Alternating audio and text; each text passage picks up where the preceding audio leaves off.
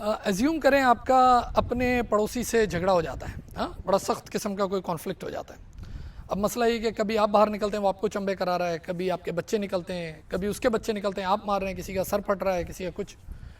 मसला ये हो रहा है, ये फड्डा इतना चल रहा है कि ना दोनों घर के बच्चे स्कूल जा पा रहे हैं, ना कोई जॉब करने जा पा रहा है, ना कोई बिज़नेस हो रहा है, उल्टा मारामारियाँ अलग हो रही हैं।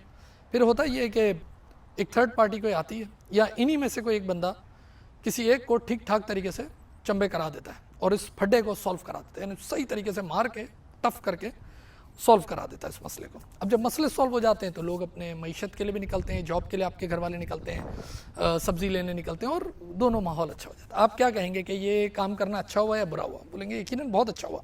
और यही हुआ वर्ल्ड वॉर 2 में, जब यूएस ने वो जो कौन से थे एटम बॉम्ब वो लगाए, तो उसके बाद जापानीज़ ने, यानी अब ये सोचेंगे यार जापान ने, उन्होंने इनको अवार्ड दिया बाकायदा, जो सबसे बड़ा अवार्ड था ना, जो किसी फॉरेन उसको दिया ना, तो इनके हेड को अवार्ड दिया कि बोला अगर तुम ये ना करते तो ये जंग कभी ख़त्म ही ना होती, क्योंकि उनके सर पे तो जुनून चढ़ा हुआ था कि भाई पूरी दुनिया को फतह करना है और ये सब वो लगे हुए थे।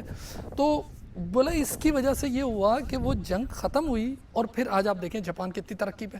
और अगर वो उस टाइम जंग ख़त्म नहीं होती तो पता नहीं सर्दियाँ आ जाती, लोग भूख अफलास से मर जाते, क्या होता। तो उन्होंने कहा यार तो बहुत बड़ा अवार्ड हुआ हम पे कि किसी तरह मार धाड़ करके सबने ख़त्म किया और दुनिया, आपने देखा वर्ल्ड वॉर के बाद दुनिया पर तरक्की पे गई और सारी चीज़ें हुई। ये है एफिशिएंट वॉर, अहमियत एक एफिशिएंट वॉर की।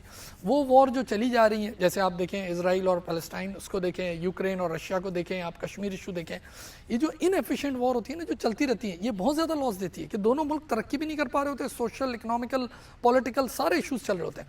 और जहाँ वॉर हुई, वैसे तो वॉर है ही गलत चीज़, लेकिन जब वॉर हुई और उसके बाद वो फ़ौरन सॉल्व हो जाए, कोई एक आध अच्छे ठीक ठाक चंबे करा दे और फ़ौरन सॉल्व हो जाए, तो वो यूँ समझें कि वो एक एहसान होता है उसका, एक मोहसिन होता है वो, कि इस यानी एफिशिएंटली आपने वॉर को ख़त्म कर दिया। अच्छा ये हर जगह होता है कॉन्फ्लिक्ट, कहीं घर में भी कॉन्फ्लिक्ट हो ना तो वो एफिशिएंटली सॉल्व होने चाहिए। हमें याद आ रहा है एक दफ़ा हम लोग के कॉलेज के बाहर सामने की तरफ एक पार्किंग थी, वो उस घर की पार्किंग थी भी नहीं थी, वो सिटी की पार्किंग थी, लेकिन एक चौकीदार था वो तंग करता रहता था। अब हम तो अपना पढ़ाने आते थे, गाड़ी पार्क करें वो ना करने दे, और इतनी सारी गाड़ियों की उसने जगह ऐसी फालतू ब्लॉक की हुई थी। एक दिन मैं सुबह आया हूँ और उसने पता नहीं मुझे वेलकम किया, बोला सर लगा ले। मैंने अपने चौकीदार से पूछा ऐसा क्या हो गया भाई? उसने कहा कल एक स्टूडेंट ने इधर पार्किंग की थी, इसने उसको मना किया, उसने उसको चंबा कर दिया और ये बिल्कुल सॉल्व हो गया। और फिर हमारा 2-3 साल के लिए मसला ही हल हो गया और वो रोज़ वेलकम करता था, बोला सर इधर गाड़ी लगा ले। सॉल्व हो गया था मामला एफिशिएंटली।